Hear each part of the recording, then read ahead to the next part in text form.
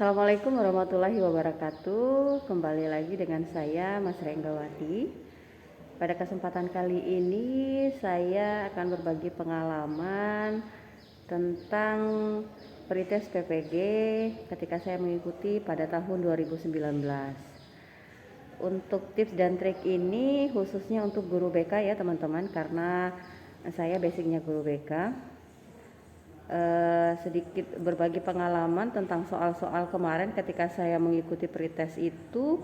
Untuk guru BK khususnya ada beberapa soal. Yang pertama itu soal tentang studi kasus.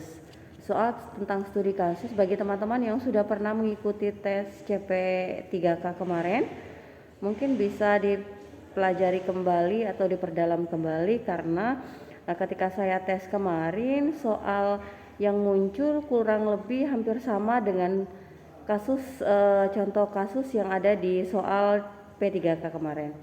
Lalu yang kedua adalah penggunaan teknik bimbingan dan konseling terutama dalam kehidupan sehari-hari, masih dalam soal studi kasus juga, seperti teori client center, behavioral, serta analisis transaksional.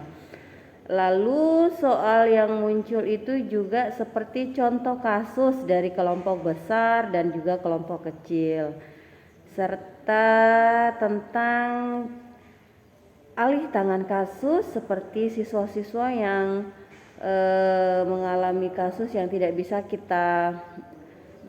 kita tangani gitu. Lalu soal tentang matematika dasar seperti ketika kita atau mungkin Bapak Ibu pernah dulu ikut tes CPNS. Terus juga ada beberapa soal tentang mata pelajaran bahasa Indonesia tentang bagaimana kita menentukan ide pokok. Lalu yang terakhir yang saya ingat itu tentang penyusunan PTBK. Ini soal-soal yang saya bagikan ini berdasarkan dengan pengalaman saya ya teman-teman, karena ketika saya tes kemarin kurang lebih soal itulah yang muncul.